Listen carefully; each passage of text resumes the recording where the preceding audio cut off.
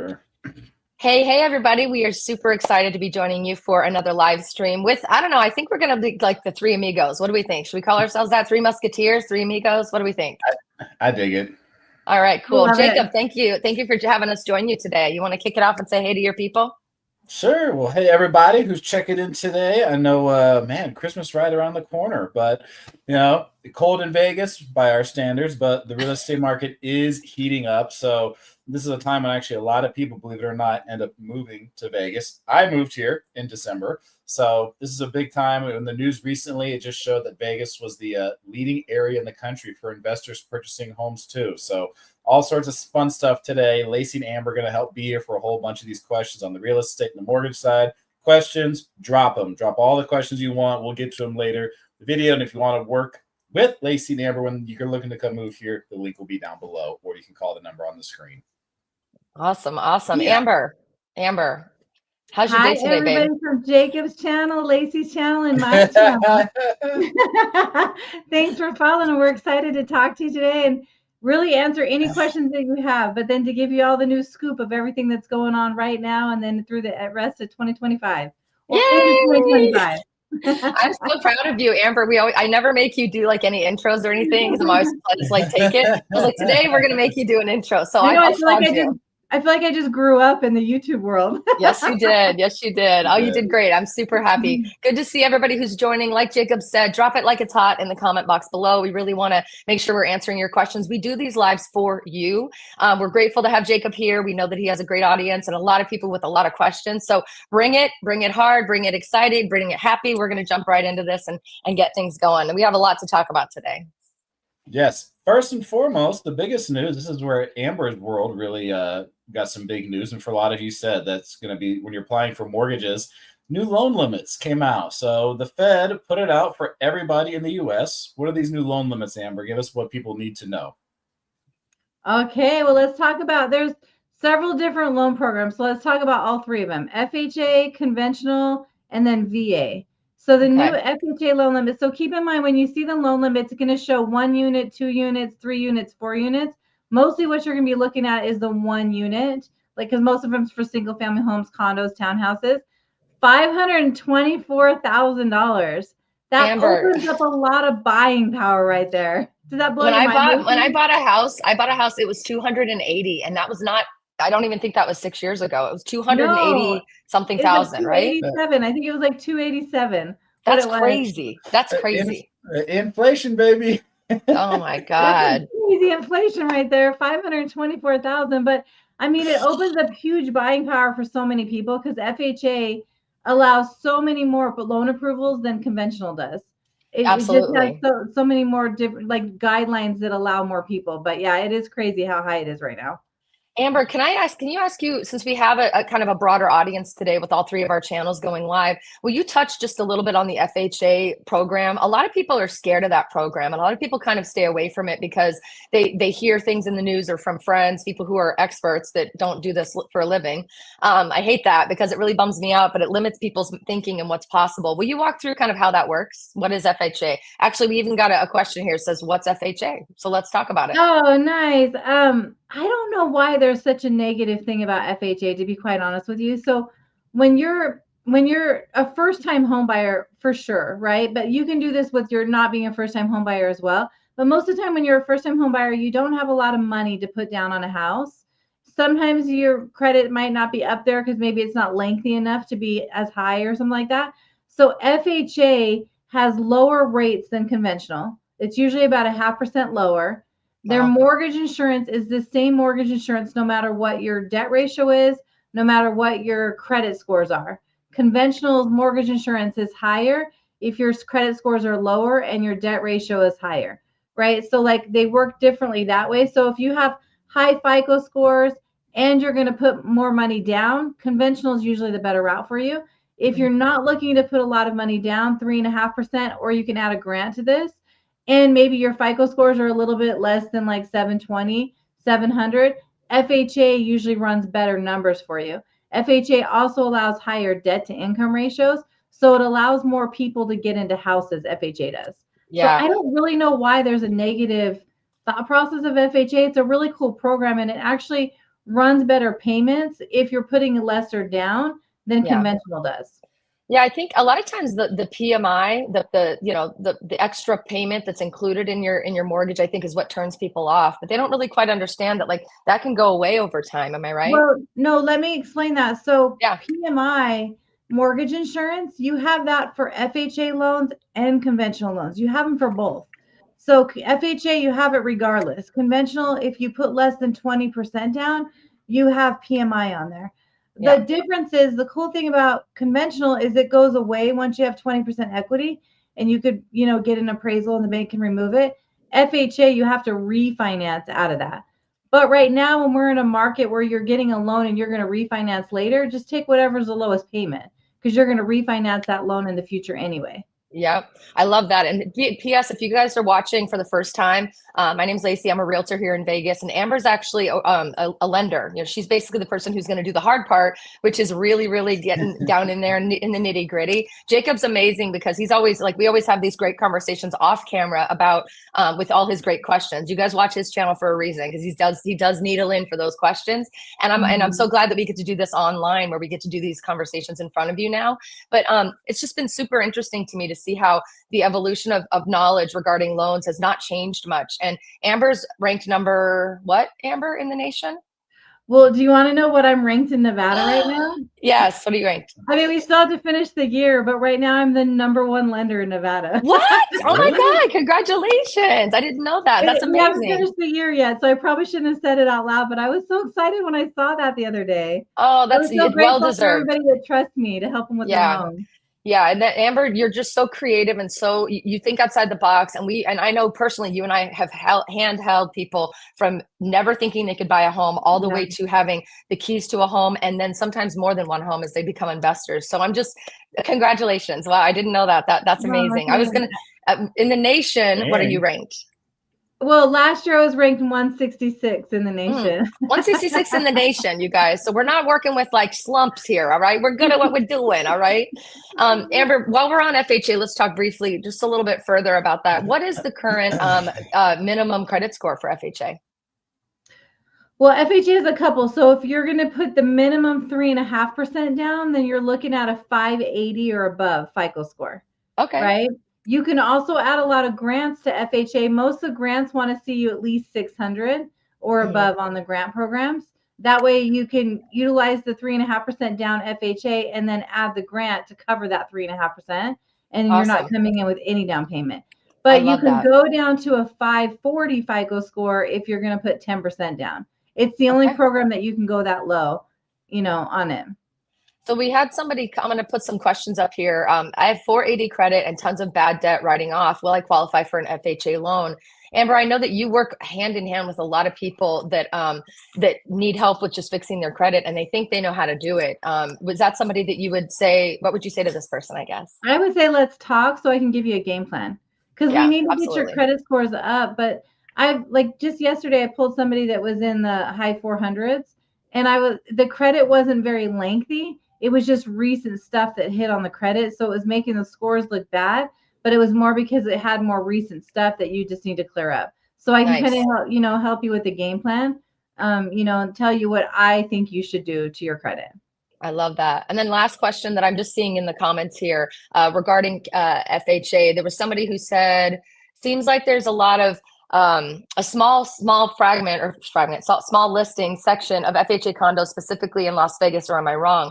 So what you guys need to know is like when you are getting approved for a loan and you want to buy a specific property, if it is in a condominium community or townhome community, if it's in a community with a specific type of HOA setup, you can correct me if I'm wrong, Amber, they do have to be approved to be able to include FHA loans in that community. Is that correct? Yeah. So with condos, you own what's inside the walls. The outside, the land, the roof, everything else is owned by the HOA. So a mortgage company has to go in and qualify the condo development just as much as they have to qualify you. So a lot of times the condo development doesn't have their paperwork in line to FHA standards, and that's why only a small amount of condos are approved FHA. A lot of times you have to go conventional in the condo world. But we can certainly find them. Okay, moving on from FHA. Let's talk about, what was the other one? Conventional. Look at the conventional loan limit.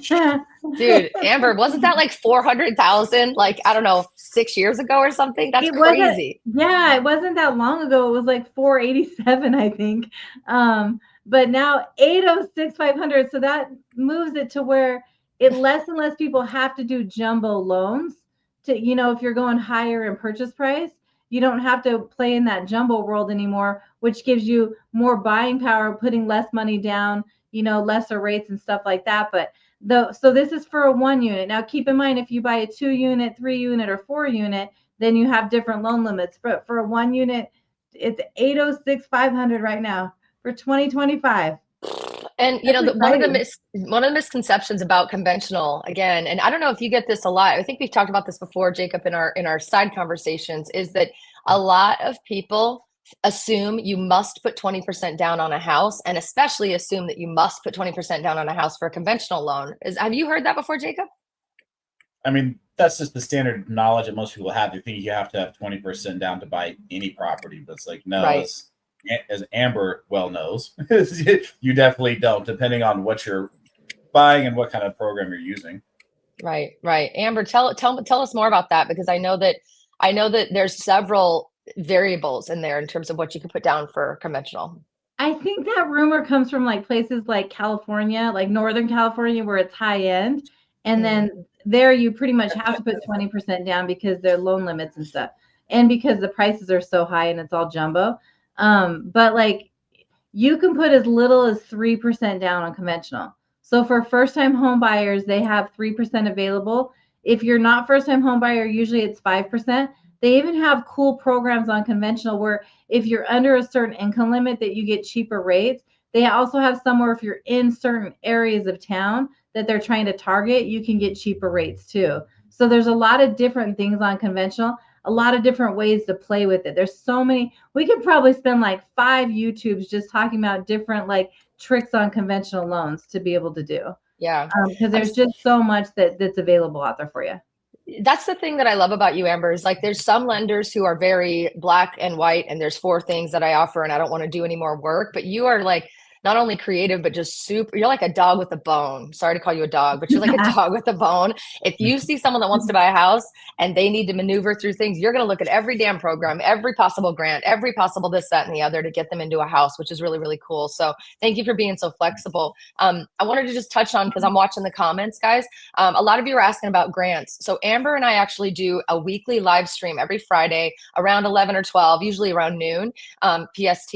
We talk about grants all the time because there's thousands of grants that come out every year. So starting in the new year, just please tune in. If you aren't subscribed to our channels, please do so, because we do go live very regularly and we talk about those instances where we can really dive into new grants that might make hope of home ownership possible for you, but also just keeping you in mind on like new stuff that hits the market. So for those of you who are asking us to talk more about grants, tune into our upcoming live streams. We'll definitely do that. And keep asking questions, guys. There's some great stuff in the chat. We're going to hit Q&A towards the end here for sure.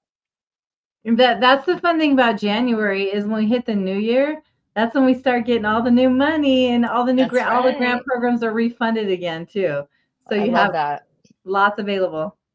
Okay, guys. So I heard a birdie tell me, are we done with the loan limits? Sorry, did I miss one?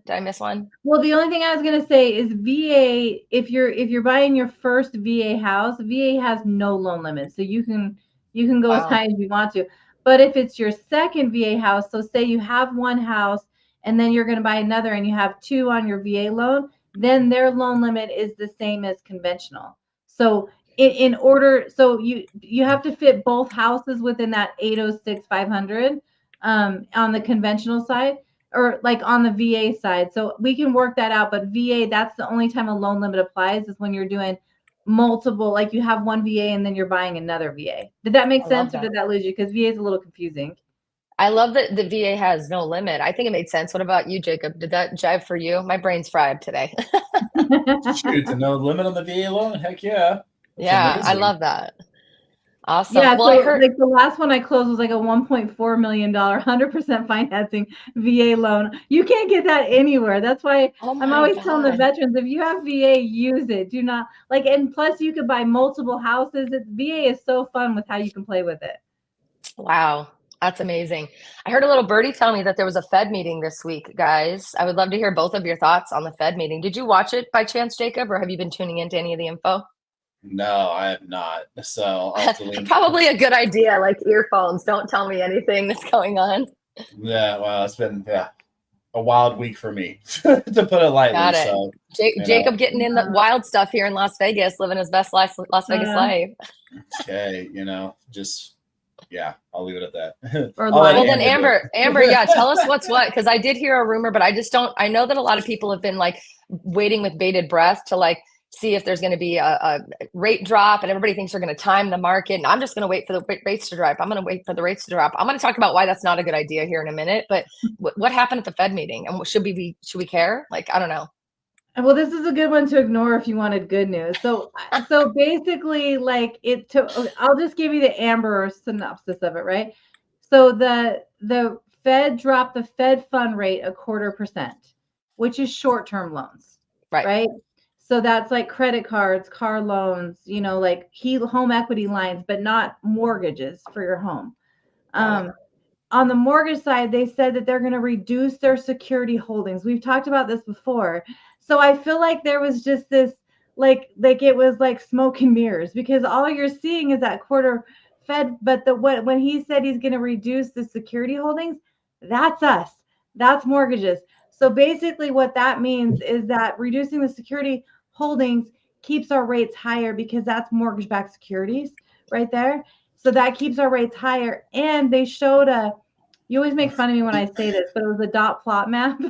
So they showed a map of what the Fed members are all like going for next year, how many drops they're looking at, and that reduced next year. So basically what it means in a big picture is that we're pretty much in the market we're going to be in next year. Like that's how I took it, is like, okay, we're in the same market next year as we are in this year. That's how I took it.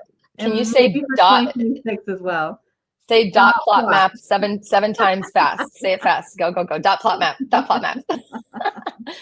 This theater kid knew how to do tongue twisters. Dot plot map. Dot plot map. I don't know if I can do it again, but.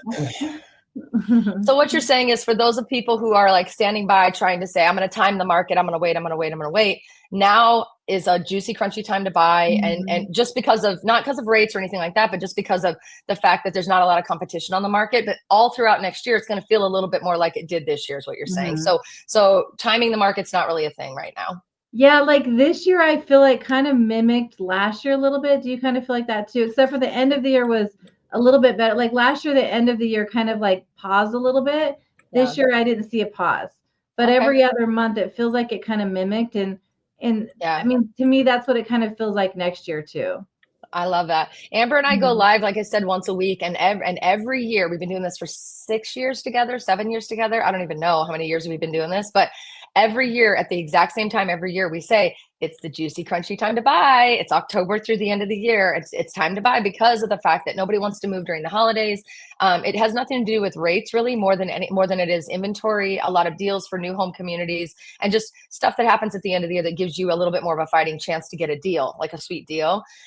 This year was the first year that we really didn't say a lot of that, because it was just kind of more of the same. It still has that effect, but it's just been kind of this weird. It's just been a weird ass year. That's all I'm gonna say. It's just been a weird ass year. It has been kind of a different, and it's all been flowing differently, right? Like it's hard to predict it. Yeah. Real quick, I wanted to just say shout out to Eve G. I wanted to say hi because I know she threw you a $10 tip there, Jacob. So I think that's to Jacob. I don't know who, somebody. So thank you, Eve. Thanks. We don't expect to be paid for this, but Jacob loves a $10 tip. What are we getting for this $10 tip, my friend? What is Eve getting? Okay. What is Eve getting? Well, I'm going to benefit from Eve's tip. I'm here for the show. Let's go. So anyway, wanted to just remind everybody that's on here. Please feel free, comment. I can't talk today. Drop it like it's hot. Feel free to comment. We want to answer your questions. We're going to run through a few more things here, and then we will start to go down that route of the comment box, which is sometimes fun, sometimes scary. If you guys are cool, can I jump in and show some of the information regarding like the median home prices and the inventory, things like that? Yeah, that's what I'm always curious about, because I feel like the inventory is following what the rates are doing. So let's see what the inventory is doing. I'm excited. Okay, so just so everybody knows, this is the disclaimer up front. These are the information we're sharing is always retrospectively. We're never looking forward. We have crystal ball, but we're not like, it's a little foggy these days, especially more than we realize. But again, keep in mind, like, these are always going to be the previous month, but I do like to show the previous 2 months to show you kind of the differences in what's happening on the market. So as of right now, guys, as of October, I should say, as of October, here's a bit of a market snapshot. We had our median sold price, which means like, single family units across the valley. This does not include new homes, so keep that in mind. We were at a $475,000 median sold price, meaning that's the gavel banged, and that's what they got the house for. But we started with almost 500,000, 499,000 listing price. So the difference between those two obviously is the negotiation that we do for you as realtors, and that we do the fighting chance that I was talking about. That's us out there fighting the good fight. We have 3 months of effective availability. This is October again, so we're looking back a couple months. I'm doing this on purpose because I want to show you the shift and the change since last month. And then on the condo townhome section, we got 315 was our median sold price. We got 301 was the median listing price. So what does that tell me? The single family homes, there were more available to choose from, and there was a little more negotiability. On the condos, they actually kind of went up in price, and the people were not getting as many deals. So there were some people duking it out for those houses. So this is October. Now let's look at November. This is the most recent information that we have. In the next 3 weeks, guys, we will have updated information for the end of the year. So I'm going to go back and forth. Let me put this one back on. This is October. We went from $500,000 as our listing price to $475,000. I'm just looking at single family. Now we're at $510,000 and $480,000. So it looks to me like there's some people out there in November. There were some people out there really duking it out, really trying to fight the good fight. But the price elevated quite a little bit, right? We went up $10,000 in the listing price and about $5,000 when it came to the sold price. But let me go back again to October. Let's look at that bottom section in gold, guys. 301 was our listing price for condos, and they were selling in October for 315, and they went back down. Those started to come back down. So what does that tell me? If you look at the number next to that, it says 3.9 months effective availability.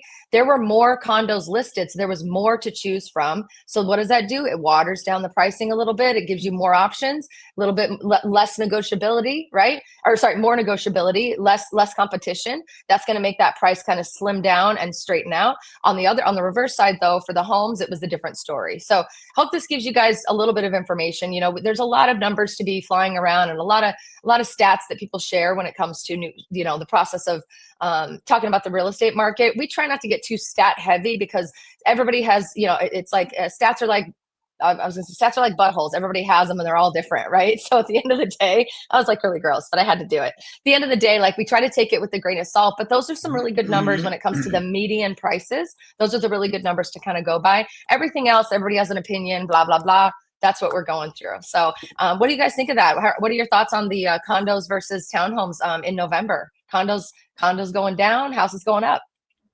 I mean, I like the fact that there's more availability right now. It gives you more to pick from. It means that buyers can get a little bit more closing costs. I like it when we hit those markets, when we get a little bit more closing costs on there. So I'm always looking at that, availability, what that's doing month to month. Absolutely. I'm never surprised, but I'm always surprised at the end of the day. And it's been a bit of a roller coaster of a year.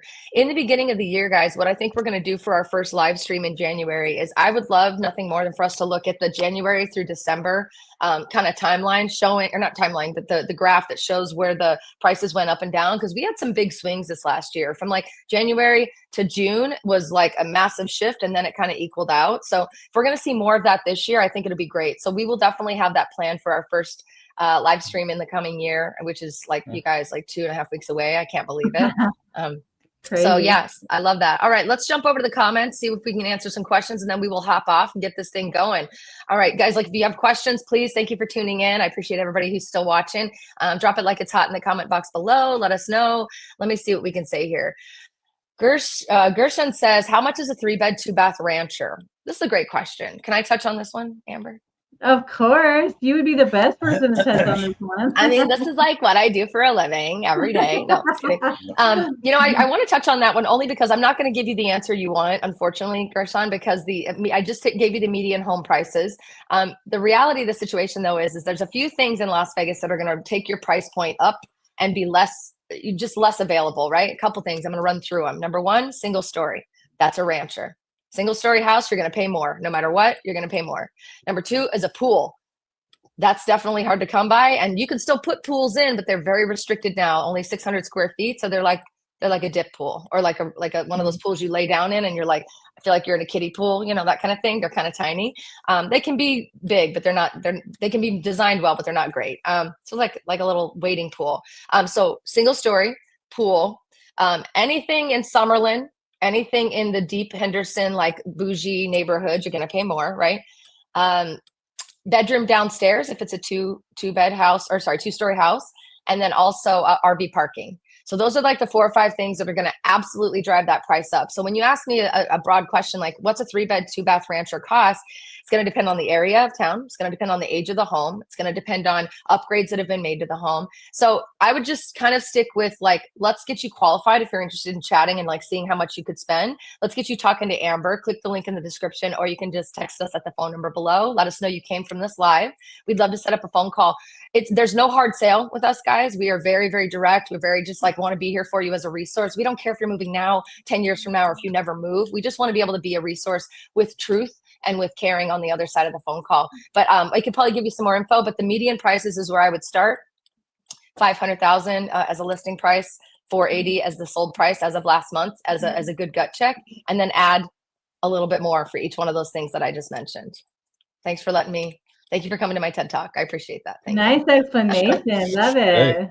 Good. Those sellers are trying to get more lately. Dude, for sure. Oh, Jacob, Kiwi says, my man, Jacob, thanks for all your videos, dude. One day I'll come through and catch up with you. Have an awesome Christmas. Kiwi from New Zealand. You're welcome, Kiwi. I love Jacob's fans. He's got so many cool followers and such cool people. They actually ask really great questions. Let's see here. Let's see what this one says. I'm no loan, no time, no. I can't read it. That was a little garbled. I'll come back to that one. I got to read it again. Let's see here. Oh, hey, Sammy. Sammy says hi. Hi, Sammy. Hey, Sammy. She just bought her first house last year with us. She's one of those people who bought a house who didn't think she could ever buy a house, and we worked with her for years to get her ready. And she's just one of the best. I love her. She's actually asking another question. She says, "Does FHA approve a modular home?" That's a really good question. Yeah, FHA does approve modular homes. When you're looking at like modular or manufactured, it just has to be converted to real property. So there has to be tags on it. But yeah, you can get FHA financing on those. Very nice. Sammy, I can't believe it's been a year too. That's so crazy. I know. I'm going to pull it up. I think she said that here below. I'm going to find that comment. Josh, though, is saying, who helps access the grants, or is it the buyer who has to go and find them and access the grants? Amber. Joshua, that is me that looks up these grants. I love the grant world. So anytime there's a grant out, I'm going to run to tell you about it. And you maximize everyone. There was just a grant today that one of the clients couldn't qualify for any other grant. So I went to them and asked for an exception. And then they gave me an exception on that particular grant. Oh my God. So, that's amazing. All these different grants. That's my job, is to know them. That's amazing. Maximo says, what's a 1 unit? Single family residence, like townhouse or condo. So like one living space. If it's a 2 unit, it's kind of like a duplex. A 3 unit's like a triplex. A 4 unit would be like a fourplex. And we were just talking about this earlier, Jacob. What we were about duplexes. You said you found one recently, but we just don't have a lot of those here in Vegas. No, I learned that years ago. Looking at duplexes, triplexes, fourplexes. Yeah, there's not many in the area, and they're not building new ones anytime soon. No, they are not. They're going to make money from every single person that wants to buy a house to maximize that land. Hey, La Payelle, I guess is how you say it, La Payelle. It says, what's the new jumbo loan limit, Amber? Well, jumbo goes anywhere below, anything above the 806,500 in a loan, and above is considered jumbo. Got it. That's awesome. Let's see here. Oh, Sean says, I paid cash for my house in North Carolina. I was lucky. Congratulations. That's amazing. This is a little bit of a flattery moment for me. Joel says, I'm banging, loving the bang. Sorry, I got to give myself some love here. It can't all be about you, Jacob. God. Fine. Oh, look, here's the moment from Sammy. I can't believe it's been a year. Boom and I started our home journey. It'll be a year since we closed on March 1st. That's amazing. So proud of you. Seriously. Super duper proud of you. Aaron is asking the question, Amber, have you seen changes since the NAR lawsuit rules got put into effect? That's actually a really great question. I can touch on that a little bit if you guys are cool. No, I haven't seen any changes. That's the straight answer, but let me touch on it a little bit. I have noticed changes, not with buyers and not with anything other than just miscommunication. So the reality of the situation is, guys, is when you want to come to Vegas and look at homes, you have to sign an agreement with the realtor that you choose to represent you before you can even see the homes. The only time you can see a home without a realtor is going to be through an open house. And the open house people are going to be following you around the open house, trying to banging you with their contract, trying to get you to sign a contract to be able to see more homes. So we've already been kind of doing this for a long time with our clients. We make sure our clients are fully qualified to buy a home before we even step foot in any of the houses in Las Vegas. It's just smart business practice. It's respectful to the seller. And it's also the only way to make sure that we're not wasting our time or yours, and that we're all working towards a common goal. So if you're wanting to see houses, please, please, please consider texting the link or clicking the link, texting the number on the screen. We would love to chat with you to get you dialed in and get you ready. There's no pressure if you get ready and then you decide not to buy, but we want to make sure you know that you have to be qualified and you have to sign an agreement with us before you're going to see a home. And this is every realtor, every single realtor. So I had a client that was working with us briefly before the rules went into play, and we were kind of already working on getting them qualified. They were already qualified, but she did not want to sign any kind of an agreement, which told me she was utilizing the services of many realtors, not telling any of them that she was doing that, which is fine. You can shop around, but it really is not, it's not great when you're spending time with somebody who's not serious. And then she demanded to me that she said, there's no way that's everybody. There's no way that's everybody. I don't believe that everybody has to do this. You're just, making this up. She hung the phone up very angrily, and then 4 days later called me back and said, I'm ready to sign the agreement. Can we go look at houses? And I said, oh, it looks like you made some phone calls to some other realtors. And why didn't you choose to work with them? And she said, no, we really wanted to work with you. We wanted to keep our options open. And I said, well, you can always cancel. Like, good Lord. 4 days later, and you're welcome. Dang it. I don't tell lies. So that's the only changes we've really seen. A lot of people thought that it was going to really mess up our industry. The only time that the new rules from that from the lawsuit are going to apply in a big way is if we run out of inventory and the rates drop dramatically. When there's still negotiability on a house, those rules are not going to make any damn difference to you other than having to sign a document. When and if there's a chance that you're going to be pulling mattress money to buy that house because there's no negotiability, that's when there's some conversations that need to be had about commissions and who pays for what. So hope that helps you understand. Great question. Okay, let's see here. I'm going to give you this one, Amber. What price house do you think I can afford with a $150,000 down payment, 15-year mortgage, not spending more than $3,000 a month on the mortgage, and what parts of town? That's a doozy. Woo! That's a doozy Pretty of a well laid question. out, though. Yeah, very well laid out. Good job laying it out, but it's hard to answer without knowing a lot more things on the file. So, like, with $150,000 down, I don't know if we're doing an FHA loan. I don't know if we're doing a conventional loan. I don't know if we're doing a VA loan. I'm not sure what your debt ratio looks like. So what your other debts look like. So there's a lot of different things that we have to look at to be able to see what you qualify for. And then what puts you at that 3K range. Again, like what your credit scores are. Like there's just a lot more things in there. So I'm happy to talk to you. And we can go through it one-on-one and then go through your individual needs. And then we can run payments for you and see where it puts you in your, in the category you're looking for. You're pretty wide open as far as areas of town, though. I'll touch on that part of it. There are affordable houses in every single area of town. It's just about what you need and what you want, what the age of the home looks like, what the condition of the home looks like, the upgrades, all those things. So we touch on a lot of that in all of our, again, I'm not trying to do a shameless plug, but I do want to tell you, we're live every week and we share a lot of really great info. So stay tuned, tune back in. And like I said, just text that phone number or click the link, because that'll give us a chance to set up a phone call with you. Amber will literally talk through this, even if you don't buy a house. I mean, we want you to buy a house, but it's not imperative. Yeah, I'm happy to talk numbers. I mean, we can even do like a soft pull on the credit where I'm just looking at it so we can kind of like work full game plan for you. Well, my dog is coming. He's trying to get on camera. Joshua says, is it unheard of for new construction on empty lots in the valley, or are those loans hard to qualify for? It's a good question. So to do, like, if you're going to buy new construction, if you're looking to buy a lot and then build a house, no, there's construction loans out there. They're not usually with like low down payment. Usually the construction loans, you have to put more money down to be able to do it and then find your own general and, have more things written up. So it's a little bit extra effort, but that'd be a cool house to build, Yeah, for sure. It's definitely harder to build a house from scratch with doing it yourself here in Vegas, just because of Permitting costs, you end up paying a lot more per square foot for the house because finding the talent of people to come in and do it. A lot of the talent, like the people who are working to build your home, the drywallers and the plumbers and the electricians are sucked up by the builders in town. The builders keep those guys well employed and keep them busy all year round. So finding the right talent to do that, you're gonna have to pay a pretty penny to make it happen. But happy to talk to you about it though, for sure. We can keep the convo going. This is a good question. And I know you're not allowed to talk rates specifically a lot of times. So I'm going to put the disclaimer up. Hang on one second. Whoop, there's the disclaimer. Late to the live, but I want to buy my second home. What are the interest rates looking like? Amber, are you able to give a range if we emphatically state that you are not guaranteeing that rate? You know, it's all based on blah, blah, blah, blah, blah. Are you able to kind of talk about where they've been? Second home's kind of a different ballpark. So like that's something we'll probably have to talk about personally too, because it all depends on credit scores, debt ratios, you know, and all that kind of stuff with second homes. Plus there's a bump. So there's a primary rate that's like the going average rate right now. And then, and I didn't look that up before I got on this live. Otherwise I would tell you the average rate right now. But then there's a bump to second homes. So you're going to pay kind of like an investment rate for a second property.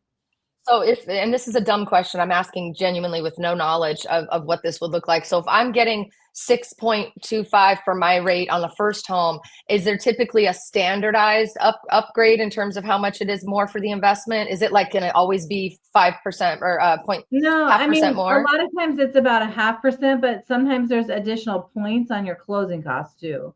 Got it. Depending on how much you're putting down. That's why it's hard to give a range, you know, because it depends a lot on down payment and a lot of different things on second home and investments. Nice. Good. You guys are asking some great questions. Yeah, all right, let's take a handful more questions. This is amazing. Sammy, our son and daughter-in-law are moving to Las Vegas from Chicago. And of course I had to put him in contact with the right people. That's right, my girl. Yes. I love that. I actually didn't finish reading that whole thing until I put it up on screen. I'm like, I'm glad that ended well. I'm glad that I should probably read a little bit better. How about the strip condo? Average price, HOA fees, do they exist? Steve Seattle. I'll touch on this one. Yeah, so I actually lived in a high rise that was on Las Vegas Boulevard, not at the strip, like where all the craziness is, but down towards downtown. Those were going for about 400, 450 now, maybe between I'd say 450. We'll call it 450. And I would love to buy one because I'll tell you what, that was the dopest house I've ever lived in. It was so awesome. I had a strip view. It was on the 12th floor. It was a studio. It was awesome.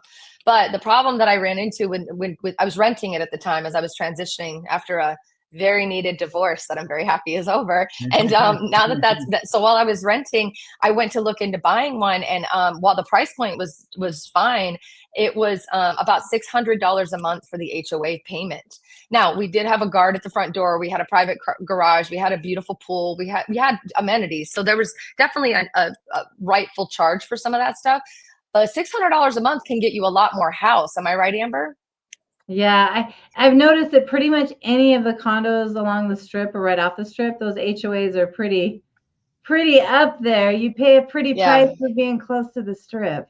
Yeah. So, and I mean, even on the strip, like Vidara and some of the bigger ones, even Palms Place, like the condo tels versus all the high rises have that steep HOA. Now, if you live that lifestyle and you having valet and if that's your vibe, I have a dog I had to walk 4 or 5 times a day, which made it not fun. That was the only reason I didn't even really lean more in, but that's it. I mean, pay for it. It's dope. But the price ranges go for anywhere from, I would say 300,000, 350, I would say, with those steep HOAs all the way up to over $1 million, $1.5 million.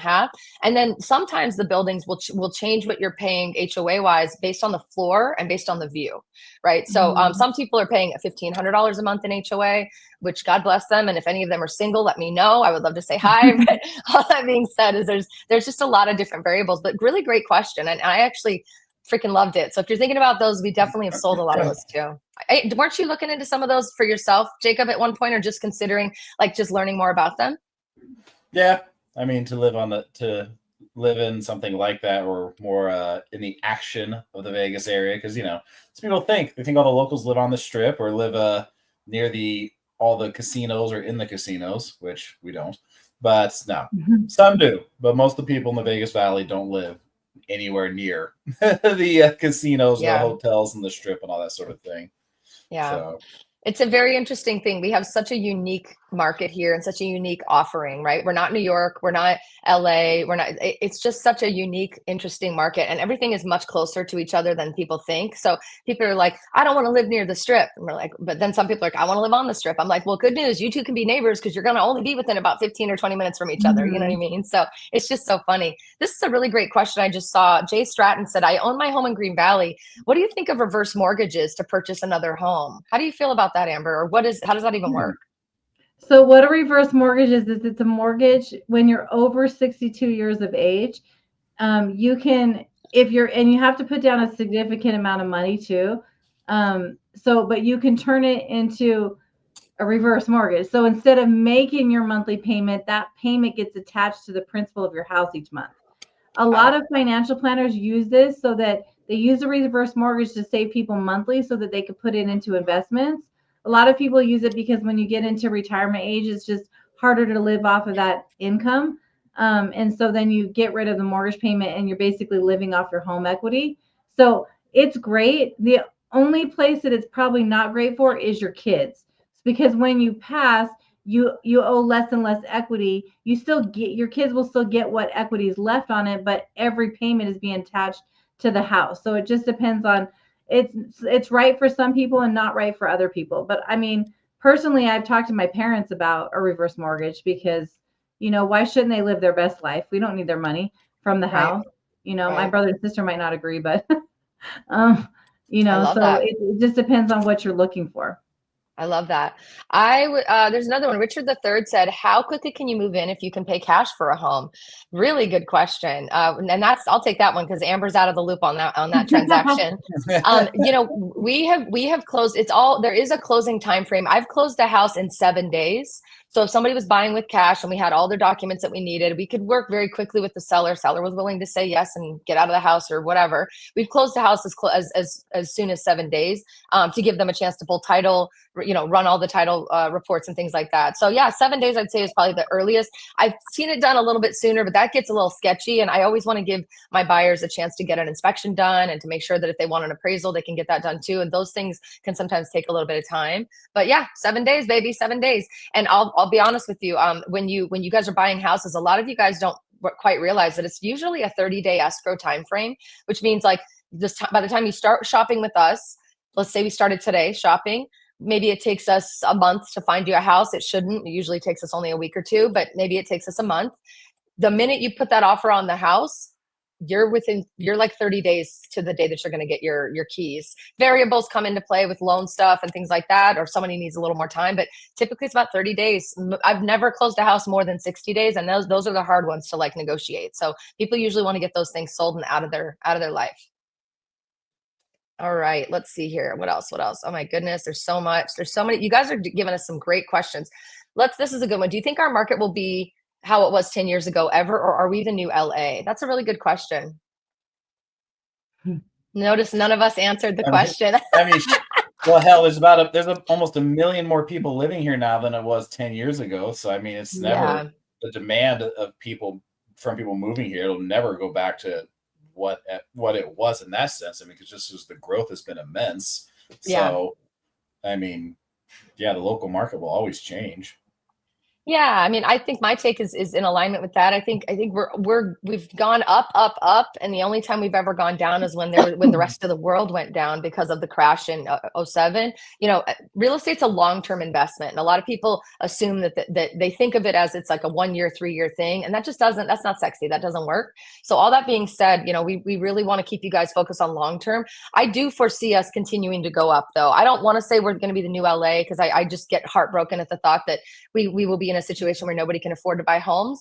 We also have a lot more land to build and things that are expanding that are going to give us a little bit of a reprieve from that. But I mean, 30 years from now, we might look a little bit like LA does. I mean, that's probably the reality. So all the more reason to buy if you're thinking about buying. I mean, like buying sooner rather than later gives you that much more time for that long-term investment to build equity, and that could pay your bills.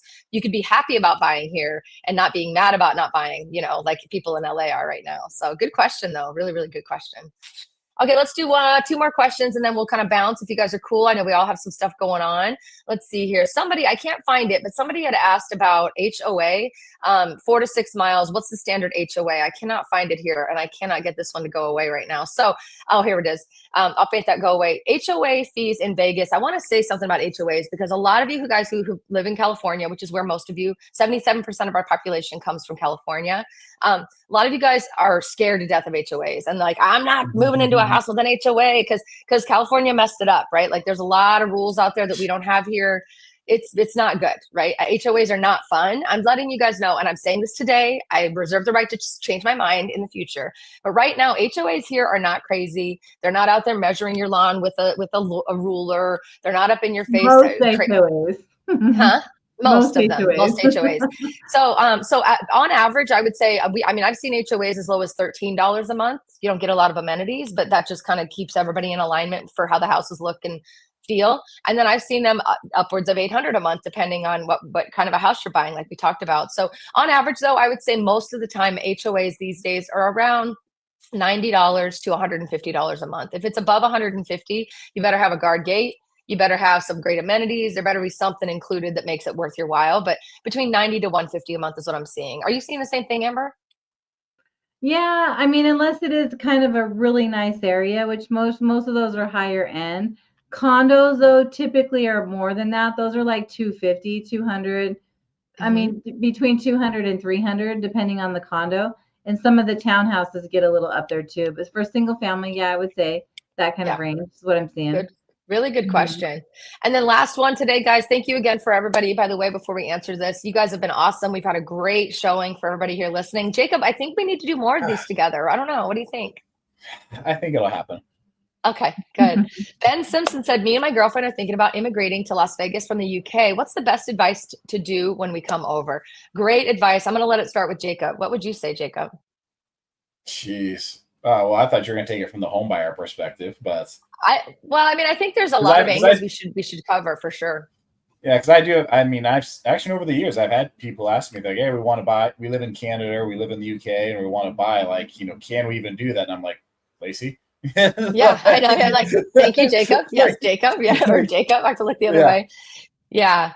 I'd say, when you're thinking about, if it's about home buying, I'll definitely talk about that. But briefly, I just want to touch on the fact that like a lot of people are looking to do this. And I know that the immigration stuff with just citizenship and things are a long process, green card visit, all that stuff is stuff that I want to be smarter about. Jacob, I'm urging you to do videos about this because I'm not the person who thinks like you do, and you break stuff down so beautifully for the audience. I definitely think that's some information we need to start sharing, is because there's a lot of people that do want to move here and they just don't know where to begin. But starting with us is a great point if you are thinking about doing the home buying process. Amber, how does that look when it comes to buying a house with a loan? I know there's a few different loans you can do, but what if I don't have a credit score in the US? And give me kind of a take on that. Well, here's how I would look at it. There's two separate ways. So if right now you're thinking about it for the future, but you want to buy something now, right now you don't have the Social Security to be able to get a regular loan. So you could buy an investment property in Vegas, rent it out until you get your life situated, and then you're here. And with doing that, you could do a DSCR loan. Those loans don't require, if you're a foreign national, so you're from a different country and you don't have the social, we don't have to pull your credit and stuff like that. You have to put down a pretty good down payment on it. And then you could do that, and then until you get your life situated, and then you can change that loan when you get here. So you could do it that way. Or my advice would be start your citizenship if you want to come here, move here, and you're totally moving everything over and don't want to put a down payment like a DSCR loan requires. Then start working on your citizenship so that you can get your Social Security or whatever visa you need to get your Social Security number.